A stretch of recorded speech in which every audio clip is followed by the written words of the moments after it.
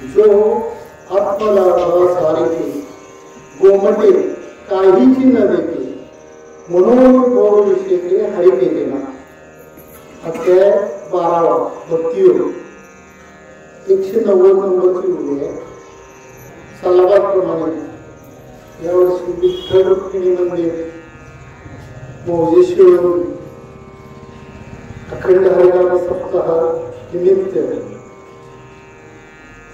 अचानकपणे माझ्याकडे आलेली प्रवचन रूपी सेवा भाग्याचं आहे. आज अमलकी एकादशी आहे आणि माझं भाग्य म्हणून आपल्या गावामध्ये मला माझ्यासारख्या कामाला सेवा करण्याची संधी मिळाली. ओळीकडं विस्तृत ओळीचं चिंतन करण्यापूर्वी थोडासा पर्याय गरजेचा आहे. या ठिकाणी जे कदम महाराज आहे त्याला सलग तर 3 सेवा पडत होत्या. म्हणजे प्रवचन परत आता 9 ते 11 कीर्तन आणि परत उद्या सकाळी कार्याचं कीर्तन महाप्रसाद असतं.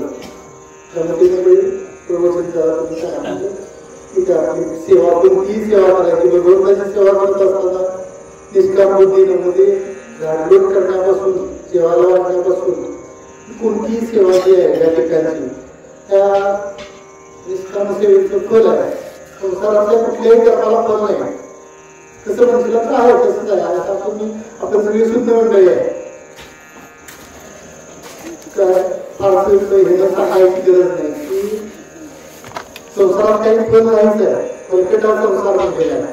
आणि या ठिकाणी मात्र कुठलंही जे कर्म करेल त्या कर्माला मात्र फल आहे.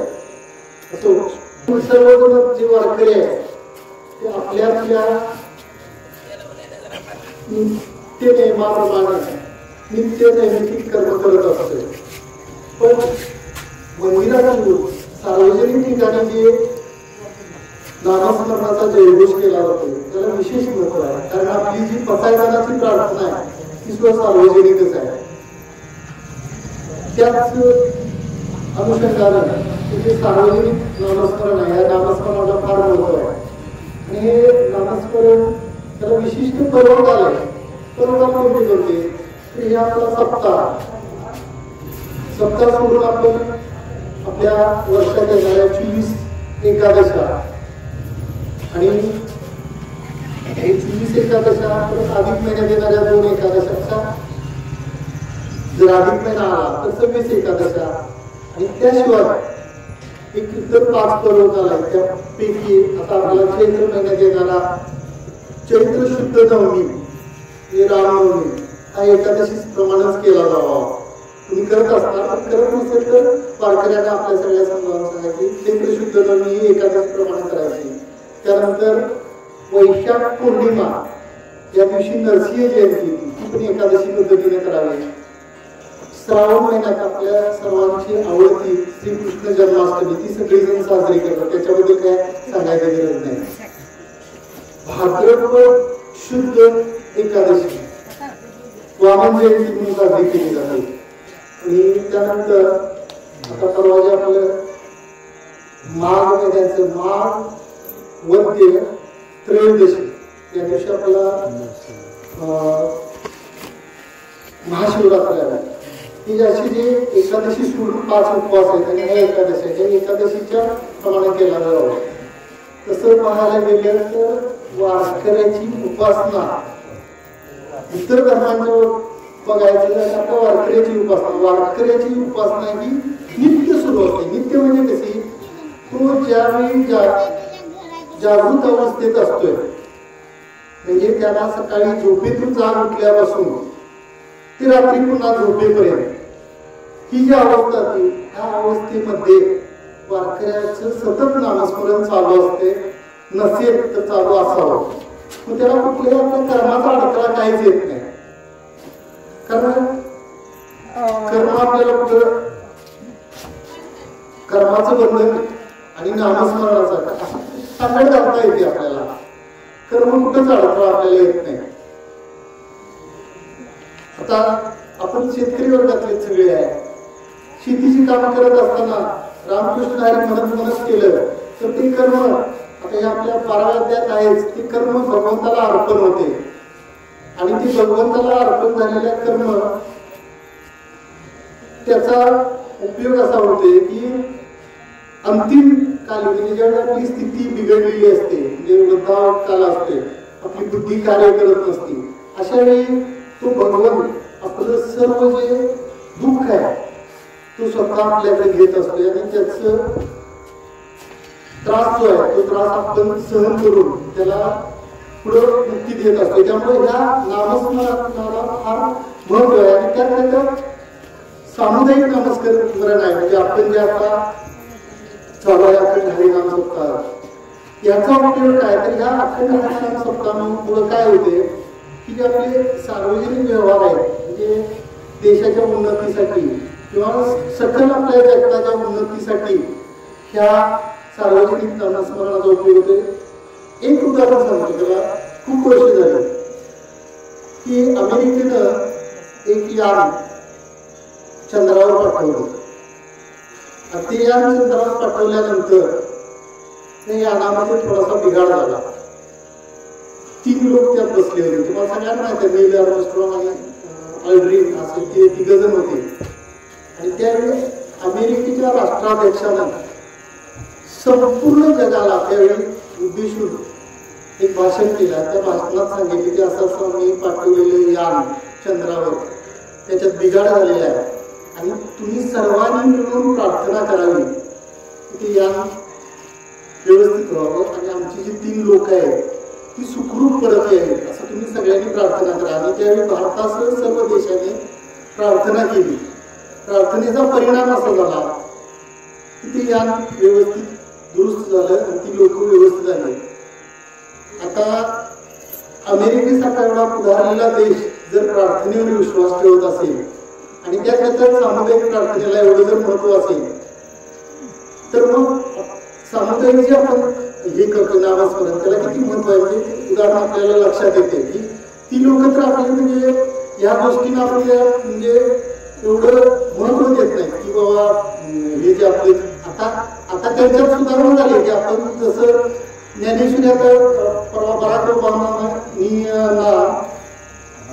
आपल्या मोदींनी ज्ञानेश्वरी प्रेझेंट केली तर त्यांनी ती ज्ञानेश्वरी वाचून घेतली.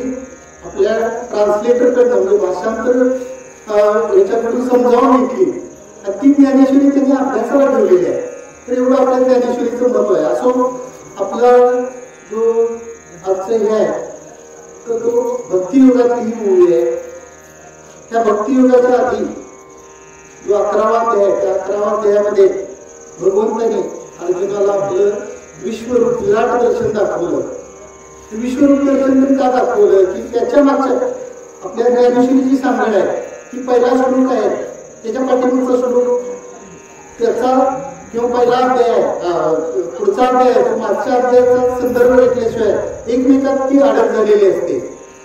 आणि 10व्या अध्यायात काय सांगितले की 10व्या अध्यायात विभूती सांगितल्या सगळ्या भगवंताने आपल्या आणि त्या साधारण मला वाटतं 75 विभूती सांगितल्या की नागामध्ये मी आनंद आहे, ऋषीमध्ये मी नारद महर्षी आहे, अशा वादविवादामध्ये वाद मी आहे, अशा सगळ्या विभूती सांगितल्या गेल्यानंतर अर्जुनाच्या मनात शंका आली की देवाचं एवढंच स्वरूप आहे का या 75 विभूतीच म्हणजे स्वरूप आहे का. देव जाता बोलून गेले ह्या तुला विभूती सांगितल्या ह्या माझ्या खऱ्या विभूती अंगावर जेवढे रोमांच आहे रोमांच म्हणजे छोटे छोटे केस आहेत त्यापेक्षा माझ्या विभूती जास्त आहेत आणि माझ्या एका अंशावर हे संपूर्ण जे विश्व आहे ते विश्व आहे. तरी सुद्धा अर्जुनाला ते काय म्हणजे संभ्रमावस्था निर्माण झाली आणि मग तो आहेच तरी कसा. त्यावेळी मग भगवंतांना जे कुणालाही त्यांनी म्हणजे योग्यांना साध्य होणार नाही उभी आहे की जे न काही पिता वसुदेवासी जे न काही देवकीसी बंधू वडीलरासी म्हणजे ज्यांना सुद्धा सांगितलं नाही ते मी प्रत्यक्ष तुला दाखवते ते विश्वरूप तू बघ आणि ते विश्वरूप दाखवलं आणि ते विश्वरूप बघितल्यानंतर अर्जुन भयभीत झाला आणि भयभीत झाला आणि मला नको नको मला ह्या रूपाचा मला म्हणजे की भीती वाटते आणि तुझं जे चतुर्भुज रूप आहे म्हणजे नेहमी तू मला माझ्या सवंगडी म्हणून अर्जुनाचं आणि भगवंतांचं एकच आहे. त्यावेळी अर्जुनानं माफी पण मागितली आहे की तू एवढा मोठा आहेस हे मला कळलं नव्हतं आणि मी आपलं तुला माझा मित्र माझा सखा माझा पाहुणा खेळताना मी तुझ्याशी म्हणजे असं हट्ट केला किंवा काही वेळा मी तुला रागानं सुद्धा उलट सुलट बोललो यादव म्हणून तुला हात मारली आणि तुझं नाव घेऊन बोलवलं तुझी मला व्याप्ती कळली नाही अशी सगळी माफी मागितली आणि मला हे रूप विश्वरूप मला सहन होत नाही आणि तू मला होतं तसं तुझं चतुर्भुज रूप दाखवलं आणि मग भगवंताने आपलं चतुर्भुज रूप दाखवल्यानंतर अर्जुनाने अगदी मोठ्या हुशारीने भगवंताला प्रश्न विचारला की तुझं हे खरं रूप कुठलं ते आता दाखवलं हे सगुण साकार रूप काय जे योगी वगैरे लोक ज्या निर्गुण रूपाची बसतात निर्गुण रूपाला बसतात ते तुझं रूप खरं असा प्रश्न विचारला तर ते सांगत आले की जे योगी आहेत त्या योग्याने जरी ते म्हणजे त्यांची जी उपासना केलेली आहे त्या उपासना अतिशय म्हणजे कष्टाच्या उपासना आहेत म्हणजे तहान लागल्यानंतर आपण मनाला समजायचं की ही तहान लागली ही तहानच आपण प्यायची किंवा शीत पांघरावी म्हणजे थंडी वाजायला लागली तर ती थंडीच अंगावर पांघरून घ्यावी उन्हाळा जाणवते तर ते असं जे कष्टाचं करून ते निर्गुणाकडे जातात तर ही निर्गुण उपासना करणारे पण मलाच मिळतात आणि सगुण उपासक जे आहेत म्हणजे तुम्ही आहे की भगवंताचं रूप आपण बघतोय ते पण मलाच मिळतात पण सगुण आणि निर्गुण मध्ये फरक असा आहे की आपण काय म्हणतो योगी याच्या ध्याने जाताना तुळशी ऋतुअमापासून मागे पुढे जो योग्यांना साध्य होणारा नाही तो आपल्याला सहजासहजी भगवान साध्य होते असं सांगत भगवान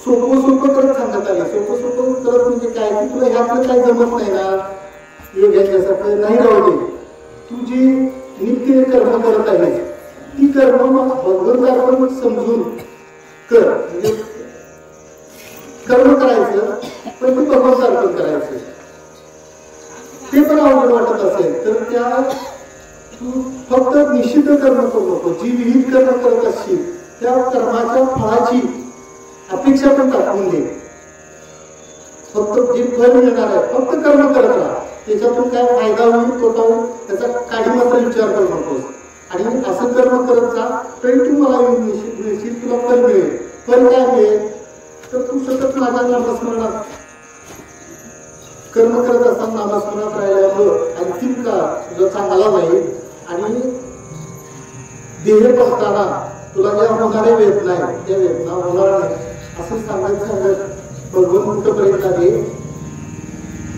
तर ही जी उभी आहे ती मात्र सिद्ध पुरुषाची काय ओळीचा सरळ अर्थ आहे जो आत्मलाभासारखे कोमटे काहीची न देखे ज्याला आत्मलाभ किंवा आत्मसाक्षात्कार आत्मप्राप्ती याच्याशिवाय दुसरं काहीही गोड वाटत नाही कशातही रस वाटत नाही कोणती काहीची न देते हे त्याला दुसरं काही गोड वाटत नाही त्याचा परिणाम काय म्हणून भोग विषयी हरी केलेला त्याचा परिणाम असा त्यामुळं त्याला भोग विषयी म्हणजे विशेष भोग सामान्य भोग आणि विशेष भोग म्हणजे काय की आता आपल्याला अगदी कडाडून भूक लागली लागल्यानंतर आपल्याला पोटाची भूक भागवण्यासाठी काहीतरी आवश्यकता आहे आणि कडाडून भूक लागल्या आणि पंचपक्वान्नाचं ताट समोर आलं त्याला विशेष भोग आहे सामान्य भोग म्हणजे काय चटणी भाकरीने किंवा झुणका भाकरीने तो आपली भूक भागणार आहे पण त्याच वेळी आपल्याला पंचपक्वान्नाचं ताट आलं म्हणजे ते विशेष भोग आहे तर हे विशेष भोग त्याच्या समोर येऊन सुद्धा त्याला त्यात आनंद वाटत नाही, तो त्यात हरपून जात नाही. हे कशामुळं? तर त्यानं आत्मलाभाची प्राप्ती करून घेतलेली आहे, आत्मसाक्षात्कार त्याला झालेला आहे आणि त्या लाभापुढे त्याला हे विशेष भोग कायच वाटत नाही. मग असा आत्मलाभ करून घेणारे कोण आहे? तर सर्व सिद्ध पुरुष आहे आणि त्या सिद्ध पुरुषांची ही उभी आहे. सिद्ध पुरुषांनी आत्मलाभ प्राप्त करून घेतलेला आहे. आणि मग आपण काय करायचं आहे? तर आपण मुमुक्ष आहे.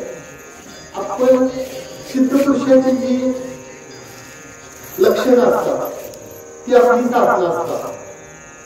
त्यांनी जे साध्य केलेलं आहे तीच आपली साधना आहे आणि त्यांच्या पायावर पाय टाकून आपण जायचं असते. आपण सगळे जे या ठिकाणी मंडपासाठी आलो ते मुमुक्ष आणि ज्यांना इतर व्यवहारापेक्षा जरा परमार्थ बरा वाटतोय, हे जरा हा हे चाललंय यांचं बरं आहे, हे विषयी लोक म्हणायचे. आणि काय चाललंय याचं म्हणजे थोडक्यात आपल्याला नावं ठेवणारी लोक ही पामर, असं थोडक्यात आपण हे केलं तरी चालतंय. पामर त्याच्यापेक्षा वरची जरा विषयी आणि आपण जे आता मोडतोय ते मुमुक्षमध्ये. आणि ही मूवी जी आहे ती सिद्ध पुरुषांची ज्यांनी साध्य करून घेतलेलं आहे त्या लोकांची ही उभी आहे. आता ही थोडक्यात आपण ते जरा उभी म्हणजे हे आहे, तुम्ही न ऐकलेली आहे त्यामुळे थोडीशी जड वाटेल, पण आपण लक्षात ठेवा आपण अशा मंडपाखाली आलेलो आहे की एकमेव आपल्या आयुष्यात आपल्याला काय साध्य करायचं आहे त्याचं आपल्याला गणित माहिती झालं आहे म्हणून या मंडपाखाली आलो. आणि त्यामुळे थोडस जड ऐकायची सवय ठेवायची, कारण का ह्यातच आपलं कल्याण आहे. काय आहे आपल्या मग काय टीव्हीच्या मालिका वगैरे आहेतच, ते काय ऐकून आपलं म्हणजे कल्याण होणार नाही. त्यामुळे हे थोडेसे जड जाते, पण मी हळूहळू सोपं करून सांगण्याचा प्रयत्न करतो. आता हा जो आत्मलाभ प्राप्त करून घेतलेला आहे, तर आत्मलाभ प्राप्त करून घेतलेला इतर भोगामध्ये सामान्य जे भोग आहे त्या भोगामध्ये त्याला काय आनंद वाटत नाही? तर आपल्याला साधारण माहिती असावी म्हणून सांगतो की 3 सत्ता आहेत आपल्या. एक पारमार्थिक सत्ता आहे, एक प्रातिभासिक सत्ता आहे आणि एक व्यावहारिक सत्ता आहे. ही व्यावहारिक सत्ता ही ईश्वराची आहे. ईश्वरानं मायेला हाताशी धरून ही तयार केलेली व्यावहारिक सत्ता आहे. व्यावहारिक सत्तेत आपण कितीही काम करावं, काहीही करावे, त्याच्यात आपले हे मुरगुडचे आपले जे देशमुख आहे ते नेहमी सांगतात की तुम्ही कुणीही कर्म टाकायचं नाही, भरपूर व्याप करा, भरपूर पैसे मिळवा, पण उपद्व्याप काय करू नका. लक्षात आलं? व्याप करण्यामुळे काही आपल्या परमार्थाला अडकला येत नाही, कारण ही व्यावहारिक सत्ता आहे, ईश्वर निर्मित सत्ता आहे, ही व्यावहारिक सत्ता आहे. ही दुसरी जी आहे ती प्रातिभासिक सत्ता. प्रातिभासिक सत्ता म्हणजे थोडक्यात स्वप्नवत सत्ता आहे. स्वप्न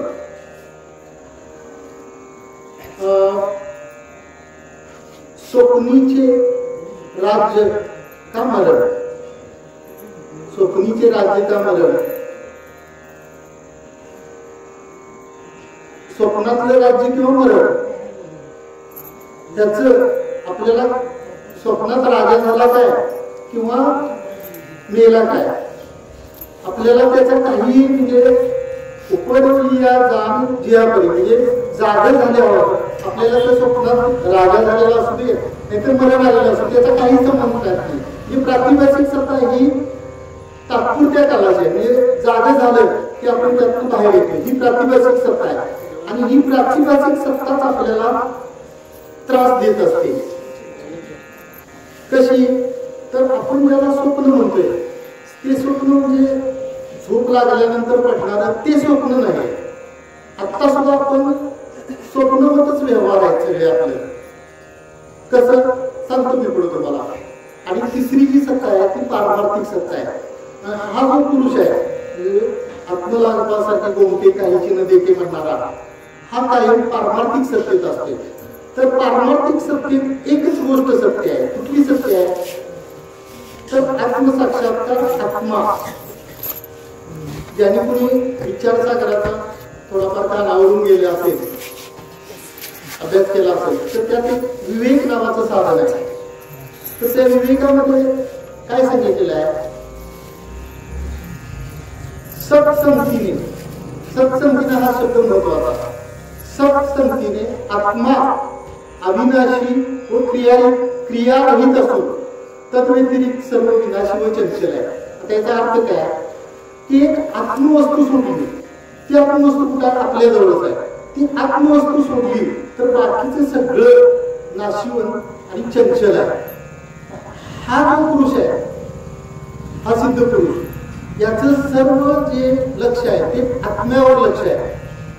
आणि ते आत्म्यावर लक्ष असल्यामुळं त्यांना आत्मलाभ प्राप्त करून घेतल्यामुळं व्यवहारात जरी त्याला एखाद्या त्याच्या प्रारब्धानं व्यवहारात समजा त्याला एखाद्या मोटारीत बसून फिरायला मिळालं तरी त्याचा आनंद वाटत नाही. आणि उद्या समजा जरी दिंडीतनं त्याला चालत असताना पायाला फोड वाटले, फोड आले, तरी त्याला दुःख होत नाही. कारण का? तो कायम पारमार्थिक सत्तेत असते. आणि आपण सुद्धा सतत सातत्यानं पारमार्थिक सत्तेत म्हणजे त्या आत्मस्वरूपावरच भर द्यायचा प्रयत्न करायचा आहे. कारण का? ओवी तशी घेतलेली आहे का? आत्मलाभाशिवाय दुसरं काहीही गुण नाही याच्यात.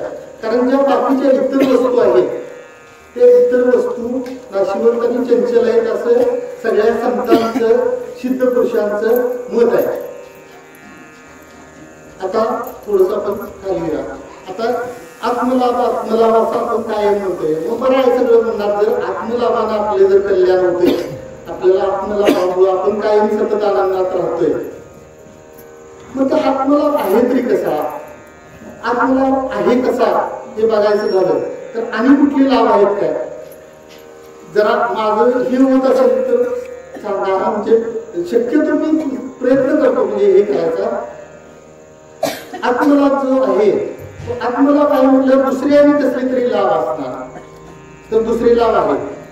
आता आपण सगळे जे संसारिक आहे, आपण इथं आलो ते सुद्धा प्रत्येक कृती आहे, त्या कृतीच्या पाठीमध्ये एक आपलं विशिष्ट उद्दिष्ट असते. काय उद्दिष्ट असते? आपण सगळ्यांनी सकाळी उठल्यापासून रात्री झोपेपर्यंत ज्या क्रिया करत असते त्या क्रियेच्या पाठीमध्ये एकच उद्दिष्ट असते की आपल्याला सुख प्राप्त व्हावं, दुःख व्हावं असं कुणालाही वाटत नाही, सुख प्राप्त व्हावं. हा जो आत्मलाभ आहे, हा आत्मलाभ सोडून त्याशिवाय दोन लाभ आहेत. एक आहे धनलाभ. सर्व जे इथले सोडून असं मी म्हणतो, सगळे जे लोक आहेत धनलाभाच्या पाठीला गेले, धनलाभाच्या पाठीला गेले. आणि मग हा धनलाभ आपल्या प्रयत्नातून आहे काय?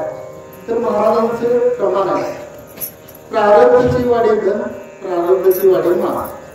धन आणि मान हा प्रारब्धानच मिळते. प्रारब्ध म्हणजे नशीब, नशिबाशिवाय धन आणि मान मिळत नाही. आता आपण इथं सगळी जवळजवळ 50च्या आतले कोण नाही, 50च्या वरचे आहेत. आतापर्यंतचा 50 वर्षाचा अनुभव तुमच्या गाठीशी आहे की नशिबाशिवाय कुठली गोष्ट मिळाली आहे काय? प्रारब्धाशिवाय काही मिळत नाही. धन आणि मान हे प्रारब्धाशिवाय मिळत नाही. म्हणून आपण कर्म करायचं नाही काय? कर्म करायचंच, कारण ते कर्म हे प्रारब्धानच आपल्याला आलेलं आहे. हा आहे धनलाभ. आता हा जो धनलाभ आहे, हा धनलाभ प्रारब्धानं मिळतोय की धनलाभ? याच्यात बदल करण्याचा कुणाला अधिकार आहे काय? आहे. कुणाला अधिकार आहे? तर त्या प्रत्यक्ष भगवंताला तो अधिकार आहे. कारण त्याच्याकडे कर्तुमा अन्यथा कर्तुमा ही जी ताकद आहे ती फक्त भगवंताकडे आहे. आणि तो कपाळाकरता जरी एखादा असेल तरी तो भगवंत आपल्या त्या ताकदीनं त्याला हे करू शकते, धन प्राप्ती करून देऊ शकते. त्याचं उदाहरण, एकच उदाहरण सांगूया आणि आपण पुढे जाऊया. उदाहरण काय? तर आपल्या सर्वांना परिचय असणारे सुदामदेव आहे. ते सुदामदेव कोण होते? तर सुदामदेव हे भगवंताचे बालपणीचे मित्र होते आणि जातीनं ब्राह्मण, पण अतिशय कर्मदरिद्री, त्यांच्या कपाळावर दारिद्र्याची रेषा होती. पत्नीनं त्यांना सांगितलं की तुम्ही एवढं तुमच्या देवांचं गुणगान गाता, देव चक्रवर्ती राजे आहेत आणि त्यांच्याकडे तुम्ही का जात नाही? त्यांच्याकडे जावा, ते तुमचं दारिद्र्य नक्की दूर करते. मग ते भगवंतांना भेटायला गेले. सगळ्यांना आपल्याला माहित आहे काही घरात नव्हतं तर ते सगळे डबे ओळखून मुठभर हे घेऊन त्यांना गेले. त्याच्यावरती भगवंतांनी काय दिलं तर सोन्याची सुद्धा नगरी करून टाकली. सगळ्यांना आपल्याला कथा माहित आहे. ही गोष्ट कुणाकडे आहे? फक्त ही ताकद फक्त भगवंताकडे. आणि कुणाकडे आहे काय तर आहे. आणि कुणाकडे आहे तर ही ताकद आपली संत महात्म्यांच्याकडे आहे. एक उदाहरण संत महात्म्यांचं सांगूया. आपले नामदेव महाराज हे आपल्या आसपासच्या गावांमध्ये सतत सातत्यानं त्यांचे कीर्तन असायचे. आणि नामदेवांचा भगवंतांशी जवळी आहे ही या परिसरात सगळ्यांना माहित होतं की बघू, कारण बालपणीच त्यांच्या हातचा नैवेद्य देवानी प्राशन केला होता. त्यामुळे भगवंतांनी नामदेव महाराज बोलतात त्यांची जवळीक आहे हे सगळ्यांना माहिती होतं. कीर्तन झाल्यानंतर एक महिला त्यांच्याकडे गेली. आपल्याला सगळ्यांना माहित नसेल ही कथा, थोडक्यात अगदी सांगतो. ती महिला गेली आणि म्हटली महाराज म्हणजे माझं मला विवाह होऊन बरीच वर्ष झाले पण मला मूलबाळ नाही, मला मूलबाळ होईल काय किंवा होत असेल तर सांगा. महाराजांनी लगेच भगवंतांशी बातचीत केली. भगवंतांनी सांगितले त्या बाईच्या नशिबात मूलबाळ नाही. तसंच नामदेव महाराजांनी त्या बाईला सांगितलं की बाई तुला मूलबाळाचं नशिबात नाही आहे आणि तू नाराज घेऊन होतो, तुला काय मूलबाळ होणार नाही. काही काळ उठला आणि त्याच गावामध्ये संत कबीर असं रस्त्यानं त्यांचे ते एक ताईचं भजन म्हणत असे रस्त्यानं जायचे. आणि जाताना त्याने काय केलं की जाता जाता कबीराने ते काय करत होते, कोई भी मुझे एक रोटी दे दो और अपना काम करो. त्या बाईच्या कानावर ते शब्द पडले आणि ती पळत बाहेर आली आणि संत कबीराला म्हणले की मी तुम्हाला एक रोटी का 2-3 रोट्या गरम करून देतो तुम्हाला. रोटी म्हणजे भाकरी, माझं काम करायला करतो की नाही. मग त्याला ती घेऊन दारात त्यांना बसवलं आणि गरम गरम त्यांना भाकरी त्याच्यावर अशी मस्तपैकी भाजी घेऊन हातात दिली आणि 3 रोट्या त्यांना आणि भाजी दिली आणि म्हणजे मला मूलबाळ होईल काय होईल की नाही आणि ती निघून गेली. कालांतराने त्या बाईला 3 मुलं झाली. 3 मुलं झाल्यानंतर परत नामदेव महाराज त्या गावात आले आणि नामदेव महाराजांच्या कीर्तनाला ती बाई आली आणि कीर्तन झाल्यानंतर म्हणजे महाराज मी तुम्हाला विश्वासानं तुमच्याकडे आलो होतो पण तुम्ही माझं काम केलं नाही. तर त्या संत कबीराने मात्र मला मुलाबाळाची माझी अपेक्षा पूर्ण केली. नामदेव महाराजांना या गोष्टीची खंत वाटली आणि देवाला डायरेक्ट त्यांनी विचारले की महाराज असं तुम्ही काय केलं की मला माझ्यापेक्षा कबीर महाराज जवळचे वाटतात काय आणि तुम्ही असं काय केलं माझ्याशी वागायला. परमात्मा म्हणले की माझ्याकडे तुझ्यात फरक कुठं आहे. त्या कबीराला पण ही गोष्ट माहिती होती आणि कबीराने आपल्या ताकदीवर त्यांनी पहिलं पटकन सांगून टाकलं की तुला मूलबाळ होईल. तू सुद्धा सांगितलं असं तर झालं असतं, माझी परवानगी घ्यायची तुला काय गरज होती. सांगण्याचा उद्देश असा की जशी भगवंताकडे कर्तृत्व ताकद आहे तशी ती संतांच्याकडे पण आहे. आपल्याला बऱ्याच संतांच्या त्या गोष्टी सांगता येतील त्यांच्या ताकदीच्या. तुकाराम महाराजांनी आपल्या ज्यावेळी सदैव वैकुंठाला गेले तर त्यांच्या मुलगीनं अगदी टाळो फोडला की मला न सांगता तुम्ही काय गेला. ते तुकाराम महाराज पुन्हा तिला भेटण्यासाठी आले. ते भेटण्यासाठी आले पण तिच्यासाठी हे महाराजांच्यासाठी चहा करायचं तिच्याकडे दूध नव्हतं. ती नाराज झाली. तुकाराम महाराज म्हणजे नाराज का होऊ नको जा म्हणजे पलीकडे आपलं महादेव मंदिर आहे. त्या महादेव मंदिराच्या दारात नंदी बसलेला आहे. त्या नंदीला उठायला सांग आणि नंदी तुला दूध देईल. खरोखर तिचा विश्वास होता आपल्या वडिलांच्यावर, कारण त्यांचं जे काय कर्तृत्व आहे तिला माहित होतं. आणि खरोखर त्या नंदीने दगडी नंदीनं दूध दिलं. म्हणजे ही ताकद फक्त संतांच्याकडे. आपल्याला माहित आहे ही ज्ञानेश्वरी ज्यांनी लिहिली ते सच्चिदानंद बाबा यांची गोष्ट सगळ्यांना तुम्हाला माहित आहे. सच्चिदानंद बाबा हे त्यांची प्रेत यात्रा चालली होती आणि ती सहज त्यांची असा आपल्यासारखं जसा सण चाललाय माऊली तिथं गेलं. माऊलींच्या पाया पडायला ती बिचारी गेली. त्या सच्चिदानंद बाबांची पत्नी त्या तिला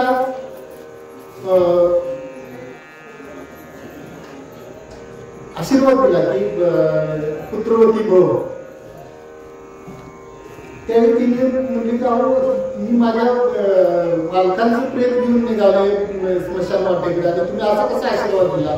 माझा आशीर्वाद म्हणजे फुकट जाणार नाही. आणि त्यांनी उठ म्हणल्यावर उठले. त्या सच्चिदानंद बाबांनी ही ज्ञानेश्वरी लिहिली आहे. हे जे कर्तमा शक्ती आहे ती फक्त संतांच्या आणि देवाकडे आहे. हा झाला धनलाभ. पण आपण सामान्य जीव आहे. मी जसं सुरुवातीला बोलू तर धनलाभ हा प्रारब्धाधीनच आहे आणि तो लौकिक क्रिया साध्य आहे. त्यातून जरी धनलाभ झाला तरी तो धनलाभ काय करेल. एका जन्माचा आपल्या दारिद्र्य नाही तर करेल. बर धनलाभ झाल्यानंतर सुख मिळेलच काय. आपण सगळी सुखी माणसं आहे. धनवान लोक किती सुखी आहेत तुम्हाला माहित आहे. सगळ्यांना माहित आहे. जेवढा मोठा जास्त धनवान तेवढा त्याला संध्याकाळी झोपेची गोळी किंवा झोपीची गोळी घ्यावी लागते. म्हणजे आपण आत्मलाभाकडे जाण्यासाठी त्याच्या तुलनेत हे लाभ बघायला लागलो. त्याच्यानंतरचा लाभ कुठला राहू दे. धनलाभ नको. आता सुख आपण म्हणलं की मला सुखी व्हायचं आहे. सुख लाभ. पण हा सुख लाभ आहे. हा सुख लाभ थोडासा प्रयत्न साध्य आहे. तो जसा प्रारब्धाधीन आहे तसा नाही. हा थोडा प्रयत्न नव्हते. पण हा पूर्णतः वैदिक क्रिया साध्य आहे. त्या वैदिक क्रिया साध्य म्हणजे काय. उदाहरण म्हणजे लक्षात घ्या. मध्ये आपण सांगतो कथा तुम्हाला ग्रहित आहेत असं धरून मी आधी पळवत सांगतो. ध्रुव बाळाची कथा तुम्हाला सगळ्यांना माहिती आहे. ध्रुव बाळाला एकच खंत होती. कुठली खंत होती की राणीनं त्याला मांडीवर बसलेला असताना त्याला खाली ओढलं का तर तिचा पुत्र जो होता तो पुत्र मांडीवर बसलेला होता आणि हा चौथीचा मुलगा होता. तेवढंच त्याच्या मनाला लागलं आणि मनाला लागल्यानंतर तो सुखलाभासाठी मी सांगायला तो नाही. मी म्हणला हे जे स्थान आहे पित्याच्या मांडीवरचं स्थान हे मिळवण्यासाठी मला काय करायला लागत ते लागू पण मी जाणार. आणि तो वनाच्या दिशेने गेला. वाटेत त्याला नारद महर्षी भेटले. नारद महर्षींना त्यानं सगळं सांगितलं. नारद महर्षीने सांगितलं बाळ तू लहान आहे. त्यावेळी त्याचं 5-7 वर्षाचं ध्रुव बाळ होते. काही ठिकाणी 5 वर्षाचा उल्लेख केला काही ठिकाणी 7 वर्षाचा. तुझ्यावर होणार नाही नाही म्हणले मला ते प्राप्तच करून घ्यायचं आहे. ध्यानाला बसले. फक्त सुरुवातीच्या काळात फळं खात होते. काही उपयोग झाला नाही. भगवंताची भेट झाली नाही म्हणजे माझं काहीतरी चुकते. नंतर पानं खायला लागलं. पानं खाऊन आयुष्य काढलं तरी पण देवाची प्राप्ती नाही. नंतर फक्त पाणी प्यायला लागले तरी देवाची प्राप्ती नाही. मध्ये येऊन नारद महर्षींनी सांगितले बाळ तू लहान आहेस. तू हा खटाटोप करू नको. देवाची प्राप्ती होणं इतकं सोपं नाही. तर त्याने ऐकलं नाही. असं करत करत त्यांनी म्हणले की आता माझा जीव जो आहे तो कशावर अवलंबून आहे तर एका श्वासावर फक्त अवलंबून आहे. श्वासोश्वास माझा चालू आहे तेवढ्यावर माझं हे चालू आहे. त्यांनी श्वास बंद केला आणि श्वास बंद केल्यानंतर मात्र सगळे असं म्हणजे पृथ्वी कंपायमान झाली. देवाला खाली यावंच लागलं. त्यावेळी ते एक वर्णन आहे. नामदेव महाराजांनी सुंदर त्याचं वर्णन केलं आहे की देवाने आपला शंख होता, तो शंख ध्रुव बाळाच्या गालाला लावला आणि गालाला लावल्यानंतर बोल म्हणजे तुला काय पाहिजे. मग त्यांनी सांगितले देवाला असं असं झालं. ध्रुवाला आढळपत देऊ टाकला. आढळपत म्हणजे त्या ध्रुव ह्या नावात एवढी ताकद आहे की आज सुद्धा कीर्तनकार वगैरे किंवा आपण जे भजन म्हणणारे वगैरे लोक आहेत, ज्या माणसाला ध्रुवपद आठवत नाही तो भजनी नव्हे, तो कीर्तनकार नाही. एवढं त्या ध्रुव या नावाला महत्व आहे. आणि ते ध्रुवपद, ते ध्रुवपदाभोवती बाकीचा सगळा आपण फिरत असतो. कधी लक्षात ठेवायचं असतं ते आढळपद आहे. आढळपद ते आपल्या कीर्तन प्रवचनात तर आहेच, पण ते आपण तो तारा पण आपल्याला काही ठराविक वेळी दिसतोय, तो ध्रुवाची चांदणी असं म्हणतो. पण हे जे सुखलाभ आहे हा सोपा आहे काय? ध्रुव बाळानं जे केलं तुम्हाला आम्हाला करणं शक्य आहे काय? अहो ते जे आता सुखलाभ म्हणजे थोडक्यात काय की स्वर्ग प्राप्ती करून घेणे. ते असं सांगितलं जाते की ते जे यज्ञाच्या ज्या आहुती दिल्या जातात त्या आहुतीमध्ये हत्तीच्या सोंडेसारखी म्हणजे तुपाची धार असते. आपल्याला शक्य नाही ते. आणि त्यातले जे मंत्रात जरी अनुस्वार किंवा इकडे तिकडे काना मात्राची जरी चूक झाली तर मंत्र उलटा होऊ शकते. त्यामुळे हे जरी प्रयत्न साध्य हा सुखलाभ असला तरी तो वैदिकीयासाठी आपल्यासारख्या सामान्य माणसाला तो साध्य करण्यासारखा नाही. आणि त्यातून साध्य झाला, समजा साध्य झाला, स्वर्गप्राप्ती मिळाली. स्वर्गप्राप्ती होऊन समजा तिथे मनुष्य गंधर्व झाला. मनुष्य गंधर्व झाला तर तिथं साहजिकच वाटते मी मनुष्य गंधर्व झाला, देव गंधर्व झाला असं तर बरा झाला असते. मग आणि काय वाटते, नाही नाही ती जरा नारद महर्षींच्या सारखं पद मिळालं असतं असं म्हणत ब्रह्मदेव झाला असतो तर बरं झालं असतं. म्हणजे तिथं स्पर्धा आहे. कसली स्पर्धा आहे की माझ्यापेक्षा तो मोठा, त्याच्यापेक्षा तो मोठा, ही स्पर्धा आहे. परत कालाचं बंधन आहे की ती जी स्वर्ग प्राप्ती आहे ती कायम स्वरूपी नाही आहे. मौलींची एक सुंदर ओवी सगळ्यांच्या पाठातली आहे. मग तो पुण्याची पावटी सरे सवेची इंद्रपणाची उटी उतरे येऊ लागती माघारे मृत्यू लोका. म्हणजे ज्यावेळी ते जे कालावधी संपला की पुन्हा मृत्यू लोकांकडे यायला लागते. आणि त्याच्या पुढची उभी फार महत्वाची आहे की त्याचा अर्थ असा आहे की खिशाचे पैसे संपल्यानंतर ती जी हे असते वेशा असते, ती वेशा त्या व्यक्तीला ज्याला आपलं सर्वस्व मानत असते त्या व्यक्तीला दारावर हात सुद्धा लावून देत नाही, म्हणजे दार कोटावून सुद्धा देऊ शकत नाही. वेशा, भोगी, कवडा अशा पद्धतीची मला पूर्ण पाठ नाही म्हणजे थोडक्यात असा अर्थ आहे. म्हणजे ती स्वर्ग प्राप्ती होऊन सुद्धा काही उपयोग नाही, सुखलाभ मिळून सुद्धा काही उपयोग होत नाही. मग आता राहिला लाभ आपला आत्मलाभ. आणि आत्मलाभ हा आपल्याला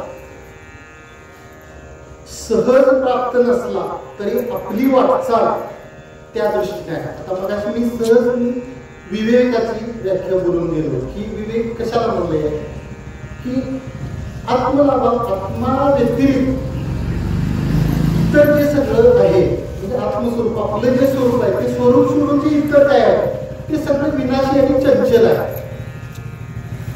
त्याच्या आधीचा जो शब्द आहे तो महत्वाचा आहे, सत्संगतीने.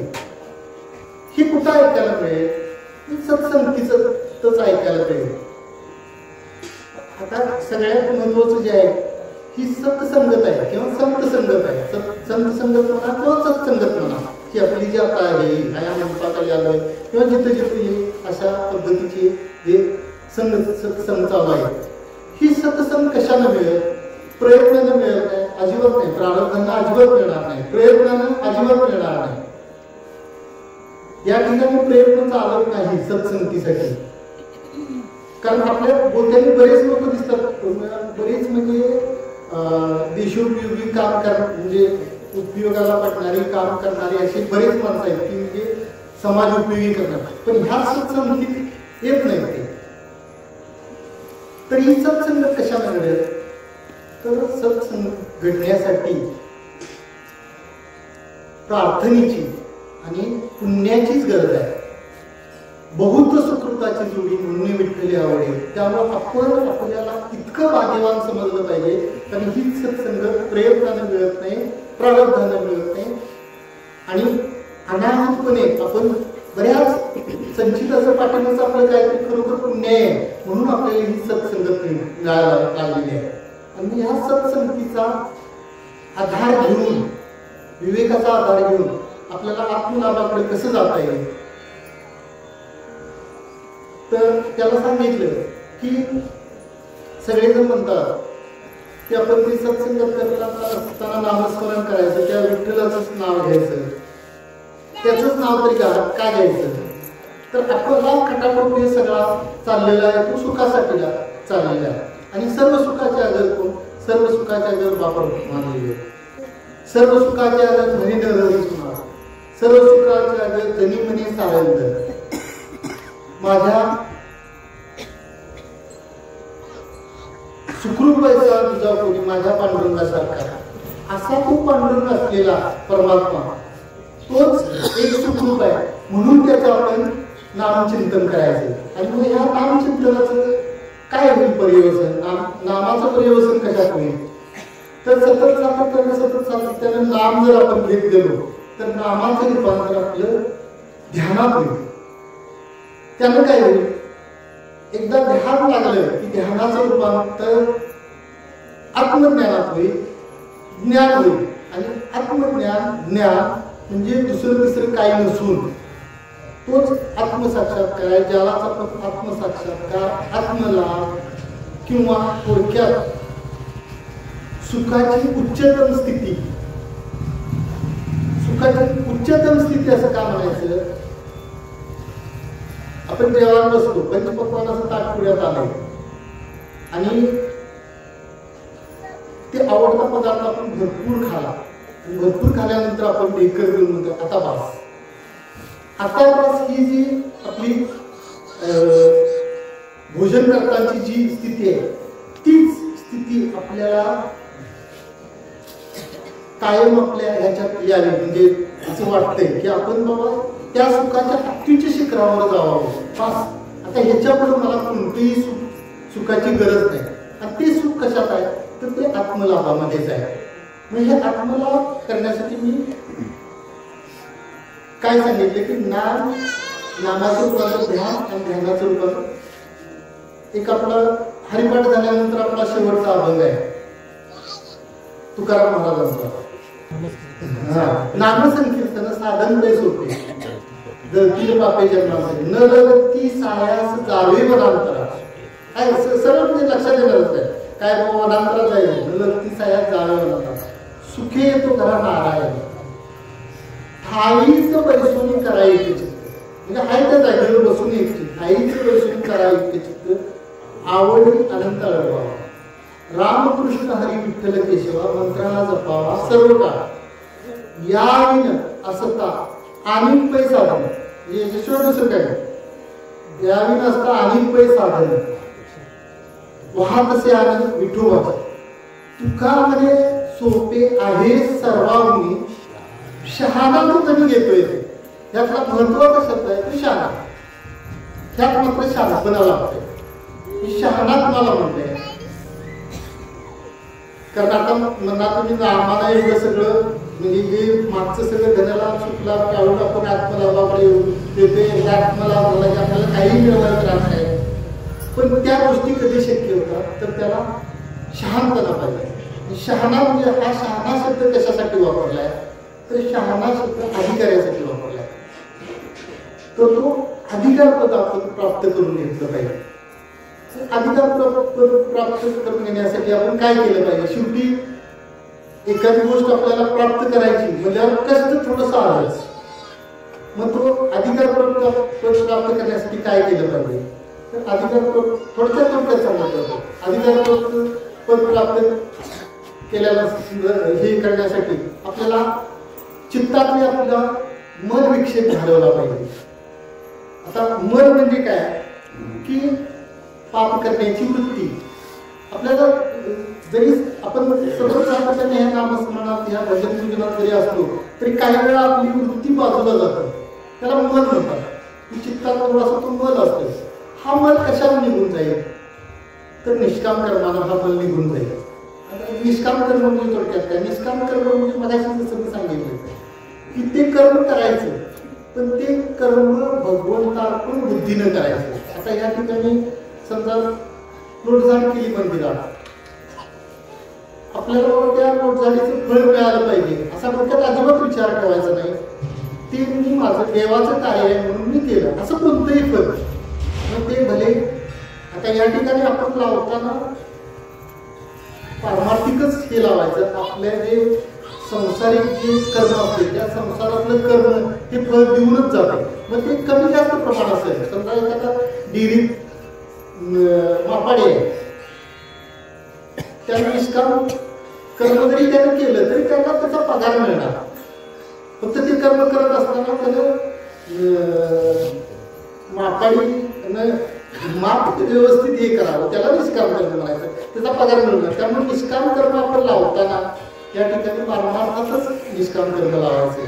जे आमचे महाराज सांगतात की जे आपण जे परमार्थाच का बोलायचं की बऱ्याचपासूनच्या चर्चेत की आपल्या संसाराच्या ह्याला फळ नावाचा प्रकार नाहीच आहे.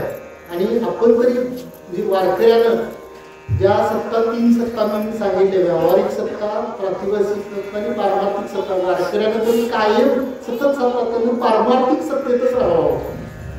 आणि व्यावहारिक सत्ता काम करत असताना आपल्याला त्याचा कुठेही बाधा येत नाही. कारण व्यावहारिक सत्ता ही शेवटी ईश्वराची आहे. ईश्वरानं मायेला आपल्या हाताशी घेऊन ही सगळी सृष्टी निर्माण केली आहे.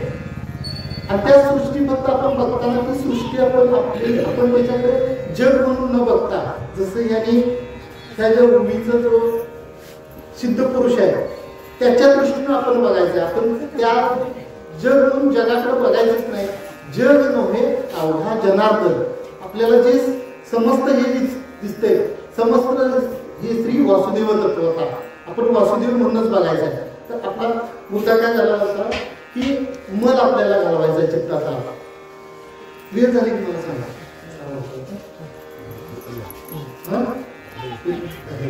असू दे. तर हा जो आत्मलाभ आहे, हा आत्मलाभ नामस्मरण होईल, नामाचं रूपांतर ध्यानात होईल, ध्यानाचं रूपांतर आत्मसाक्षात्कार आत्मलाभात होईल. तो आत्मलाभ माझ्यासह तुम्हा सर्वांना या पांडुरंगाच्या कृपेने प्राप्त व्हावा, त्या पांडुरंगाच्या मी प्रार्थना करतो. आणि काय ओवी सोडून बाजूला बोललो असेल ते माझा बुद्धीचा दोष आहे. आणि जे काय योग्य बोललो असेल ती गुरुची आणि मौलींची कृपा आहे. झालेली सेवा तुम्हा सर्व समित्यांच्या